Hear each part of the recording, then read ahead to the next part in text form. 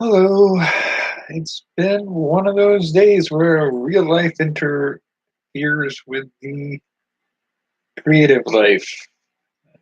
They're the same life. They're not, doesn't happen that way. But um, yeah, I had a lot of things I needed to take care of today. And once again, I've worked myself into a headache. But that's my own fault. I didn't eat for most of the day. And that's kind of my own fault. But yeah, so a lot of things happened today that were outside intervention necessary. How else to phrase that? Um, it required my attention. And you ever have one of those days where you set out to go take care of like three simple things, but at no point is it ever possible during the course of that day to achieve those three things? And so you can literally spend 4 hours trying to do those things and get nowhere. And that time you could have spent doing other things, you didn't spend doing those other things. And so now you were not only didn't achieve the three things you set out to do that day, but you didn't use the time to do other things that would make up for the fact that you didn't do those three things. It's just, it was just one after, like, the microwave broke, so I have no means of reheating some of my food in this apartment in a reasonable manner. I ran out of food that I could prepare in any other way, so I had to go out and get those foods. I figured I'd take a look and see if I could find a microwave that I could handle. And like, how are micro like the cheapest microwave now is like close to $100? What? How did that happen? I mean, it's maybe a little exaggeration. It was just so absurd that like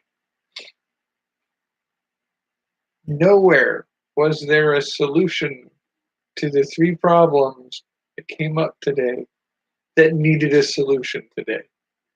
I couldn't set them aside to try to do something else because they needed to be solved. But I couldn't solve them because the solutions aren't out there. Not available to me today, at least. I could probably order a solution from Amazon and it'll be here in 2.5 days. I was just so flabbergasted at the absurdity of it all. Like, how? Why? What? Ugh. And so I spent the day scrambling to solve those things and never got the chance to go down and use the equipment to prototype the first set of coasters. Well, not prototype, actually just make the first set of coasters. Because I've got the designs down. I know what I need to do. I know what the materials I need to use are. I know how to finish them. It's really just cutting them out and putting the finish on. Um, so I was just like, that was exceedingly obnoxious as a day, but it happens. I am very bad at taking that into consideration when I make my plans. So yeah, so yeah, in the future, if you see me making plans, realize that somewhere in the course of my plans, something's going to throw that off, and I haven't accounted for it yet. um, so yeah, that's sort of how my brain does the thing that it does when it does the things that it does. Yeah, I need to be better at that, and I know that. That's one of my failings as a human being, is I am overly optimistic about what's actually achievable versus what life is actually going to let me do on a day like today. And so I have made very little progress forward today. Although, brainstorming things, I mean, one of the things I did do today was, in the like moment of desperation looking for a microwave at a thrift store, I crossed paths with an assortment of those little handmade puzzles again, the twisted pieces of wire or nails. And I'm like, "Well, I could see maybe making a few of those every now and then." They're not as neat a novelty as coaster puzzles that I came up with, but they do. And as something that would let me do my own creative stuff, um, it's like I gotta try to remember. Like I can't remember if I've told some of my stories about things that have affected my philosophy on making things and how to go about it. But I've had some key moments of awareness over the years and key lessons that have been given to me. And one of the key lessons, still sort of shorthand refer to it as the heart-shaped napkin rings. And it's because there's a local crafts fair that happens once a year in this region that you get people from all over the state set up for a long week, I guess 8 days, um, and they set up tables and share their share their. Sometimes they do demonstrations, and sometimes they just do like a sales tent to sell the arts and crafts stuff that they do. And at this convention, at this fair, periodically you'll get the chance to chit chat with a craftsperson in near any field that you can easily imagine. And I came up to a booth with an artisan, a craftsperson, who had some major big piece that was impressively skilled representation of that particular craft. And of course, it was priced at $700 to $800 or something like that. The thing is, I don't really even remember the piece other than thinking like, wow, that's an amazing piece of work. Because as soon as I see it, it's immediately like, I'll never be able to afford a piece like that. That's just, it's not something I'll ever own. Um, but on the table in front of that masterpiece were something like 10 or 15 heart shaped napkin rings. Something that, a rough estimate probably took 15-20 minutes a piece to make. And the napkin rings were like $5 piece, and something like $20 for a set of 4 or 6 or something like that. And I made a comment. I said, like, wow, that's a quite a disparity between this very expensive masterwork and a bunch of these little heart-shaped napkin rings. And the artisan said, yep, I make the napkin rings because I sell the napkin rings, and they help fund my time working on the masterwork. And it was like, to a certain degree, there's a certain amount of common sense. You understand that, like, not everybody's going to buy that masterwork, and if that's all you make and you sell one per year, your income per year is $1,000 to $5,000, depending on how you price that. That's a very tight budget. That's a very, very, very tight budget. Um, but just about everybody could afford a napkin ring or a picture frame or a handcrafted wooden barrette. Um, and it's not a huge inconvenience for the cost of what some people pay for coffee during the day. You can have a handcrafted item by an artisan, and by its very nature, that means it's much easier for that artisan to sell 105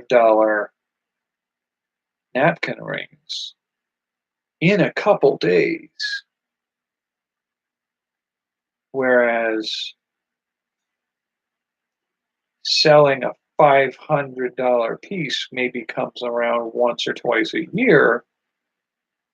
It just makes sense that you would do proportionally a large number of simple creative works that every person can afford, um, versus the masterworks. Now, it doesn't mean you don't do the masterworks. You just have to realize that there's a, a return on investment in your time and your energy and your resources. And so, like, when looking at like making a product like the one I'm working on right now, I have to keep in mind that for what I'm doing, I need to plan that this isn't something I'm going to sink $2,000 into. This is one of those, yeah, this is not a master work of mine. It's a fun, creative project that I'll dabble with and move on, and I can make some more in the future. It's it's a middle ground. I'm sure I can make some of those little twisted nail puzzles cheaply and readily, and I could probably sell a fair number of them on a regular basis. But the other thing about the masterwork versus the heart-shaped napkin ring is I walked up to that table because the masterwork caught my eye, not the napkin rings. So every now and then, it pays to do something big, flashy, and amazing, even if nobody's going to buy that thing, even if no money comes in from that thing.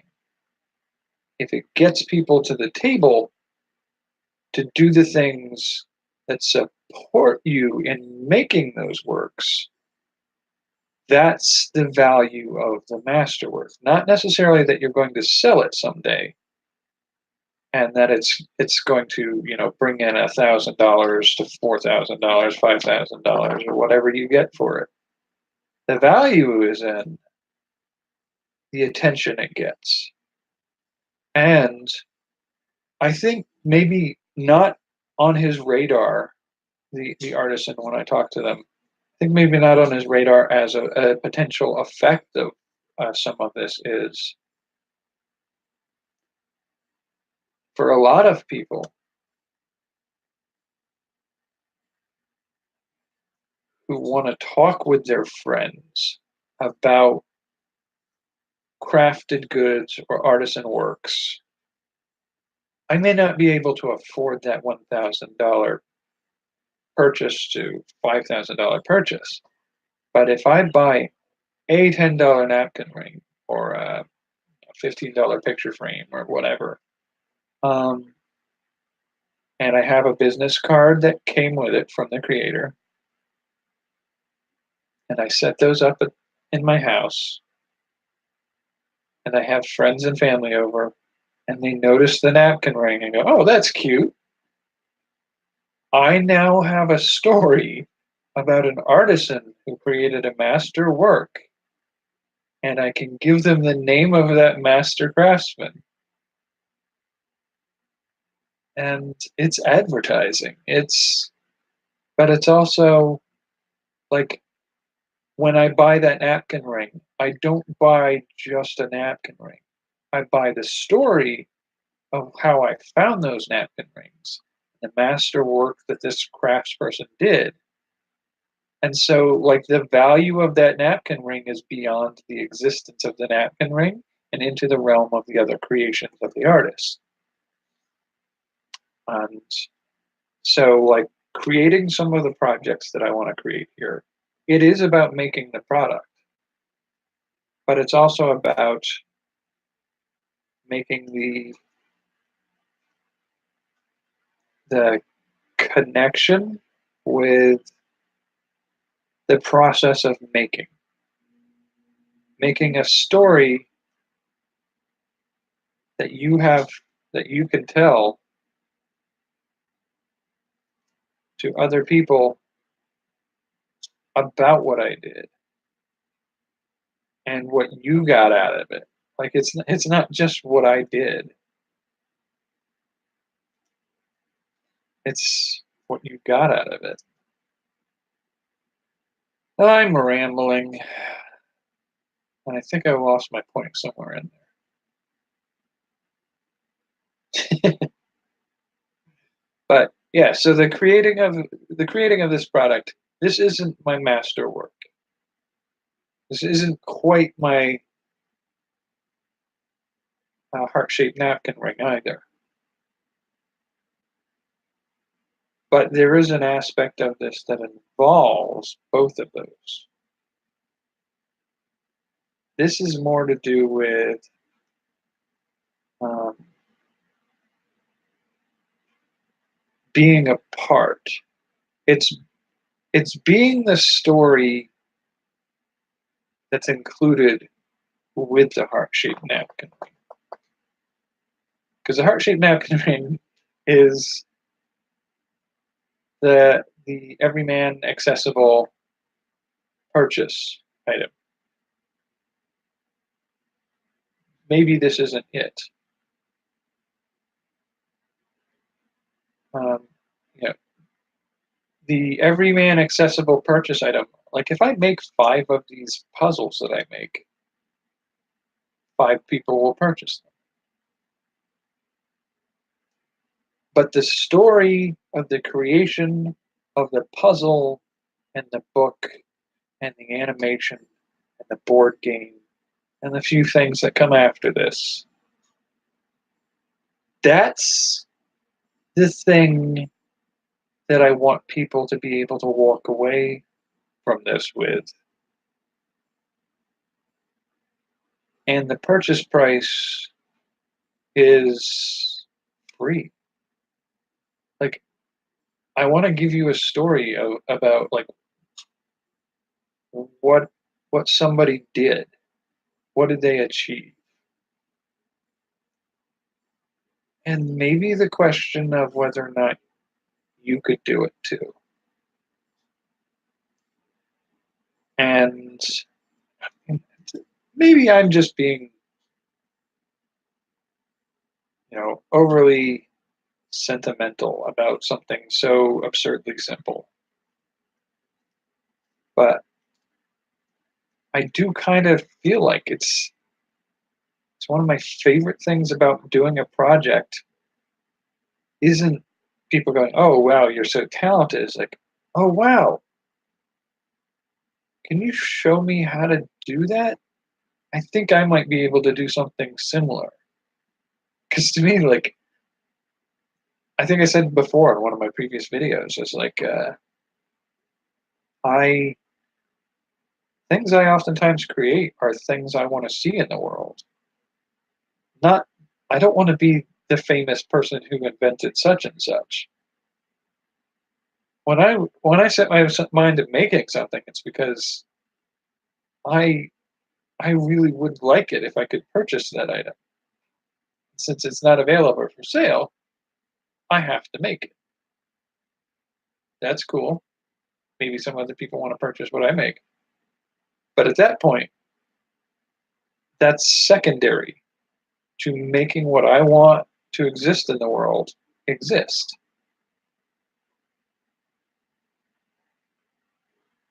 And if somebody else in the world makes what I'm looking for, I will support them because it's what I wanted to exist. Um, and so, uh, making more makers, creating more creators, inspiring more people to create content just means it's more likely that the things that I'm looking for in the world will be out there when I look.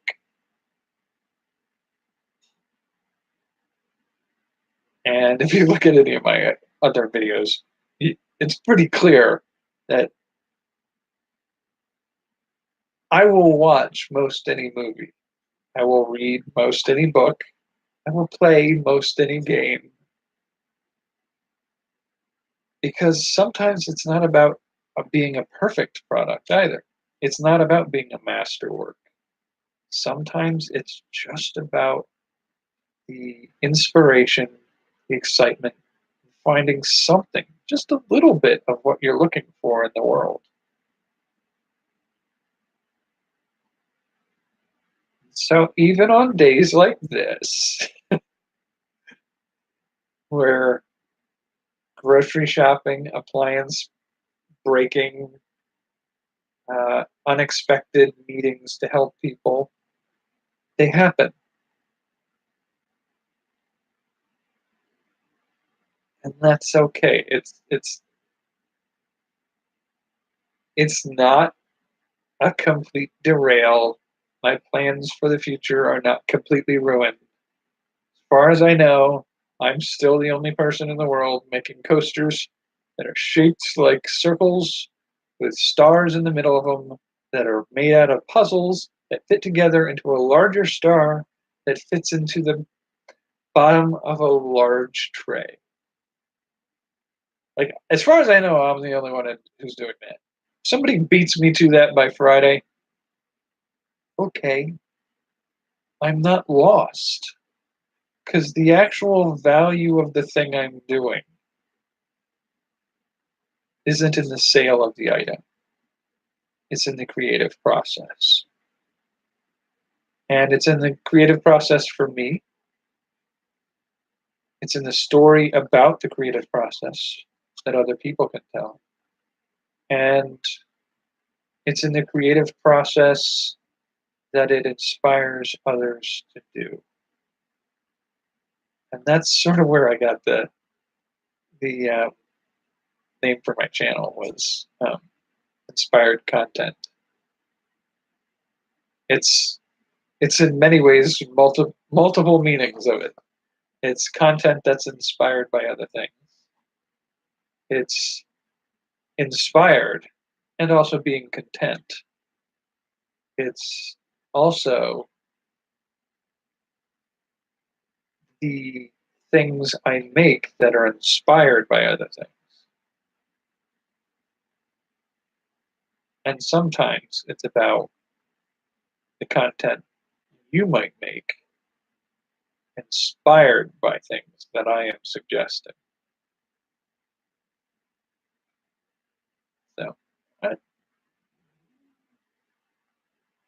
as updates go, this wasn't the best, but in the long run, I'm still working creatively to explore and create a story of adventure in making things. I'm I'm not upset and I don't feel as derailed as I should when I achieved nothing of my goals today. That for some reason my brain tells me I should feel bad about that today, but I don't. Like from the start of the new year, every day I've been working on some creative process to create something I want to see in the world. And I'm detailing it every day to an audience of a few, but maybe this year you'll make something. And maybe you'll tell your friends or your family members about this person who's doing this weird project that every week he's working on a new project. And somehow, in the whole tangled mess of those stories, more creative content is made in the world. And the world is richer for that. I'm getting very sentimental today. I think I need it a little bit to psych myself up without feeling like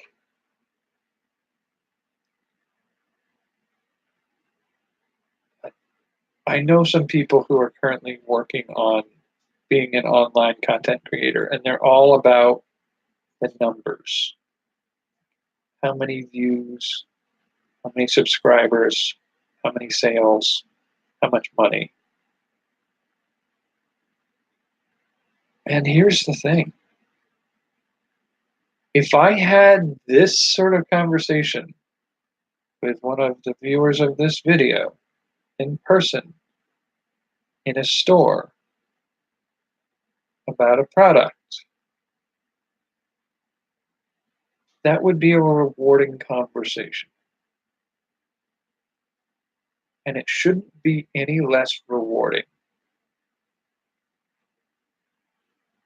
if it's just 2 subscribers or 6 subscribers or 1 sale instead of 12 or, the likes to dislike ratios. Like I have on one of my other channels that I work on past 400 subscribers. And there are people out there like, well, if you want to grow more, I'm like, whoa, whoa, whoa, whoa, whoa. 400 people packed into a room to listen to me talk about the things that I'm interested in. That's crazy. That's a lot of people that are sharing my interest.